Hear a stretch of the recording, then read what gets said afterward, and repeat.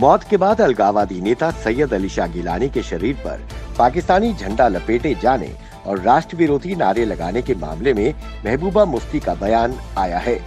PDP मुखिया महबूबा मुफ्ती ने भारत को लोकतांत्रिक देश बताते हुए गिलानी परिवार का बचाव किया।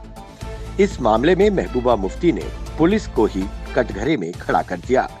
उन्होंने कहा कि सरकार को परिवार की इच्छा के मुताबिक गिलानी का अंतिम संस्कार करने की इजाजत देनी चाहिए थी।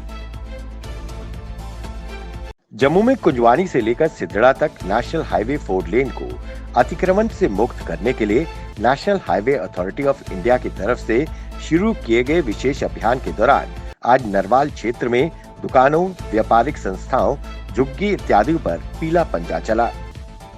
अधिकारियों ने बकायदा हाईवे के अधीन आने वाली जमीन की निशानदेही करने पर जो भी निर्माण हाईवे की जमीन पर पाया गया उसे तोड़ा गया। देश में लगातार बढ़ रही महंगाई के खिलाफ जम्मू कश्मीर अपनी पार्टी की महिला विंग ने सरकार के खिलाफ प्रदर्शन किया।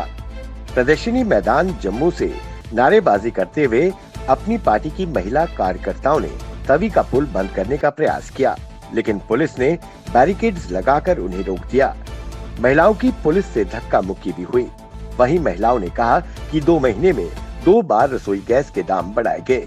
पेट्रोल डीजल गैस के दाम आसमान छू रहे हैं। घर के रसोई का बजट पूरी तरह बिगड़ गया। आम आदमी की कमर तोड़ कर रख दी, लेकिन सरकार आंखें मूंदे बैठी है। जम्मू में जम्मू म्युनिसिपल कॉरपोरेशन जम्मू शहर के विकास के साथ साथ सौंदर्यीकरण के कामों में भी लगातार आगे बढ़ रही है। इसी क्रम में मेयर चंद्रमोहन गुप्ता व डिप्टी मेयर पूर्णिमा शर्मा के कर कमलों द्वारा भगवती नगर के चौथे पुल के सौंदर्यीकरण के कार्य का शुभारंभ किया गया। भारतीय वायुसेना के 4 कर्मियों की हत्या और तत्कालीन भारतीय गृह मंत्री मुफ्ती मोहम्मद सैयद की बेटी डॉक्टर रूबिया सैयद के अपहरण मामले के मुख्य आरोपी यासिन मलिक ने कोर्ट से अपने मुकदमे की खुद पैरवी करने की इजाजत मांगी है। तिहाड़ जेल में बंद प्रतिबंधित जम्मू कश्मीर लिबरेशन फ्रंट के अध्यक्ष मोहम्मद यासिन मलिक वीडियो कॉन्फ्रेंसिंग के माध्यम से अदालत में पेश हुए। उन्होंने जज से कहा कि वो किसी वकील की सहायता लिए बिना स्वयं गवाहों से जिरह करना चाहेंगे। आपको जानकारी हो कि कश्मीर के रावलपुरा में 25 जनवरी 1990 की सुबह 7:30 बजे एयरफोर्स अधिकारी जब गाड़ी के इंतजार में सनत नगर क्रॉसिंग पर खड़े थे, अचानक आतंकियों ने उन पर अंधाधुंध गोलीबारी कर दी। इसमें महिला समेत 40 एयरफोर्स अधिकारी गंभीर रूप से घायल हो गए थे। इस आतंकी हमले में एयरफोर्स के 3 अधिकारी मौके पर ही शहीद हो गए। 2 अन्य ने बाद में इलाज के दौरान अस्पताल में दम तोड़ दिया था। जम्मू शहर के प्रवेश द्वार कुंजवानी से सतवारी चौक तक फ्लाईओवर बनने जा रहा है। इस फ्लाईओवर के बनने से मंदिरों के शहर में आने वालों को राहत मिलेगी। सतवारी कुंजवानी मार्ग पर वाहनों के जाम से भी निजात मिलेगी। वर्ष 2024 तक इस फ्लाईओवर का निर्माण कर लिया जाएगा। उम्मीद जताई जा रही है कि इस साल के अंत तक इसका निर्माण कार्य शुरू होगा। कुंजवानी से सतवारी तक 4 किलोमीटर क्षेत्र में बनने वाले इस फ्लाईओवर का निर्माण national highway authority of India करने जा रही है। इस कार्य के लिए टेंडर आमंत्रित किए गए हैं और 15 सितंबर इन्हें खोल दिया जाएगा।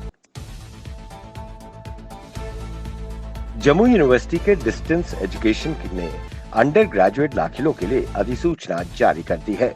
बीए और बीकॉम के लिए इन दाखिलों को 10 सितंबर से ऑनलाइन शुरू किया जाएगा और इनमें दाखिला लेने के इच्छुक विद्यार्थी 25 सितंबर तक दाखिलों के लिए ऑनलाइन आवेदन कर सकेंगे।